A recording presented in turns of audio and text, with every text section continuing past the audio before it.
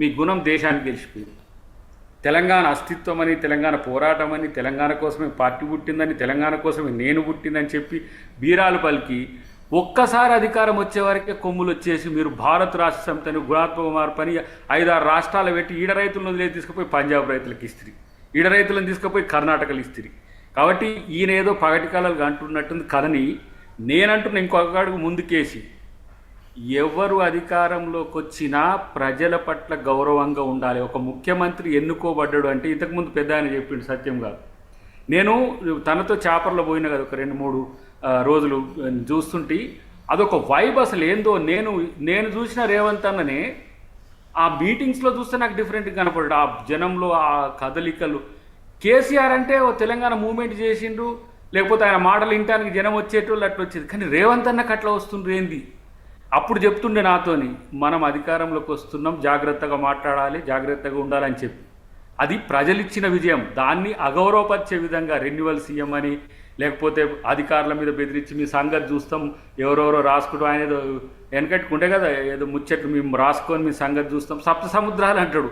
7 సముద్రాల నుంచి పట్టుకొచ్చిన మనోని పేరు ఏం పేరు, ఆయన ఇంటెలిజెన్స్ డీజీ ఉండే ఆయన పేరు, ఆయన పట్టుకొచ్చి ఈయన ప్రభాకర్ రావు ఇది తీసుకొచ్చి ఇక్కడ చెప్తే అంతా ఈయన చరిత్ర అంతా చెప్పింది. ఇప్పుడు ఎందుకు అది మూలపడదు ఆ ఫోన్ ట్యాపింగ్ నాకు తెలియదు. కానీ అసలు ఇట్లనే రేవంత్ రెడ్డి గారు కూడా ఎట్లా అంటే మరీ ఎక్కువ ఇట్లా అవుతుందా, నాకు కొంచెం ఫాల్స్ ప్రిస్టేజ్కి మనం పోతున్నామా అని అంటే పక్కన ఏదో అరెస్ట్ చేస్తే లోపలికి పోయి ఎక్సర్సైజులు చేసుకొని వాకింగ్లు చేసి సీఎం అయితే అని కలలు కంటారు వాళ్ళు, ఎందుకు ఆ సీన్ అని.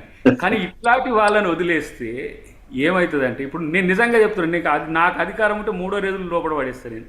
అట్లా ఉంది. మమ్మల్ని హింస పెట్టిన తీరు నాకు తెలిసి కాబట్టి అది బాధపడ్డోళ్ళం తెలుసు కాబట్టి. మురళీ ముదిరాజ్ అనే తమ్ముడు చచ్చిపోతే మేము పరామర్శ పోయి జైలు వేసింది. ఈయన హరీష్ రావు వెలుగబెట్టిన వాళ్ళు ఇద్దరు. కేసీఆర్ చేసిండో లేదు కానీ స్టూడెంట్స్ మీద కక్ష తీర్చుకుంటుంది. తర్వాత ఎవరిని మీరు వదిలిపెట్టింది చెప్పు, సమాజంలో ఉన్న ఒక్కరిని, అన్ని కుల సంఘాలు ప్రజా సంఘాలు ఒక్కటి ఎత్తేసారు కదా, ధర్నా చౌక్ ఎత్తేసి ఒక్కొక్కరిని ఇప్పుడు కోదండరామ్ జేఏసీ చైర్మన్ గా పనిచేసిన కోదండరామ్ ఇంట్లో ఉంటే ఎత్తుకపోయారు. ఇవాళ ఉద్యమకారుల కమిటీ కాడికి మన తిరుమల గారు వచ్చిండు, కేకే గారు మేము ఆడ కూర్చుంటే, సార్ ఏంది సార్ ఇట్లా చేయండి సార్ అంటే, అరే మేము మా ఆయాంలో ప్రశ్నిస్తున్నారు, మమ్మల్ని నిలదీస్తున్నారు, ఇది ఒక మంచి వాతావరణం. ధర్నా చౌక్ ఎత్తేసి కాదు, ప్రతి ఒక్క సంఘాన్ని మూలన పడేసి. కాబట్టి ఇట్లాంటి వాళ్ళను ఆల్రెడీ ప్రజలు తిరస్కరిస్తే ఈ ఏమంటాం అసహనమనాలన్నా దీన్ని ఏమనాలి, ఒక కడుపులో కుళ్ళుతోని ఎట్లా ముఖ్యమంత్రి అయ్యిండు. ఒకవేళ ఈసారి అయితే మరి నన్ను ముఖ్యమంత్రిని చేసో లేదో నాకు తెలియదు. కానీ నా ముఖ్యమంత్రి రేవంత్ రెడ్డి గారు గుంజుకుండా అన్నట్టుగా ఫీల్ అవుతున్న పరిస్థితిని చూస్తే అది ప్రజల్ని ప్రేమించడంలో ఉంటుంది అధికారం అనేది. మీరు ఎన్నిసార్లు ఒకసారి తప్పు జరగచ్చు కాక ఆ అహమేంది, ఆ మాటలేంది, ఇవాళ మళ్ళీ చూసినావు కదా ఎక్కడికి లేచిపోతురా నాకు అడికి వచ్చే. అంటే నేనంటున్నా సీరియస్ పొలిటీషియన్ కేటీఆర్ అయితే సమాజానికి లేదంటే మా తెలంగాణ ప్రజలకు కట్టుబడి ఉండేటట్టుగా మాట్లాడాలి. ఒకవైపు ఏమో ప్రజలు తప్పు చేసిండ్రు, ఇంకోవైపు ఏమో ప్రజలు విఘ్నులే అంటారు, ఇంకోవైపు ఏమో చెప్పితే వినరా మీరు తప్పులు చేసిండ్రు కాబట్టి ఇట్లా ఏం తక్కువైందని. వీళ్ళకి అధికారం రాకపోతే తెలంగాణకి ఏదో నష్టం జరిగినట్టు ఫీల్ అయితే ఏం చేయాలి? ఇలా 6 గ్యారంటీలో వాళ్ళు అంటున్న 420నో లేకపోతే 4200 నువ్వు ప్రశ్నించి ఏ దాంట్లో కాలేదో మీకు ఒకసారి అడగండి.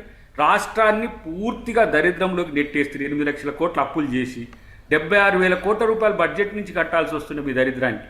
జానారెడ్డి గారు 2019లో చెప్పిండు, ఇప్పుడు కేసీఆర్ గెలిచి మీరు బతికిరు లేకపోతే దీన్ని ఎట్ట చేద్దురా నాయన అని వర్షమ్మడి మొదలు పెట్టిండు. ఇక భూములు అమ్ముడు, మేము భూములు తనఖా పెడదామంటే కూడా నేరాలు ఘోరాలు చేసినట్టుగా ప్రచారం చేసి అక్కడొకళ్ళని పట్టుకొని ఇలా ఈ పరిస్థితి చేస్తున్న పరిస్థితి. అయినా సరే దాన్ని ఎట్లా అవలీలగా దాటగలడో అది రేవంత్ రెడ్డి గారికి తెలుసు. ఎందుకంటే చాలా ప్రయత్నాల్లో వీళ్ళ యొక్క ఏంది కుట్రలు లేకపోతే ఈ నల్లి కుట్లు వేసాలన్నీ తెలుసు కాబట్టి ఇలా చేస్తున్నారు.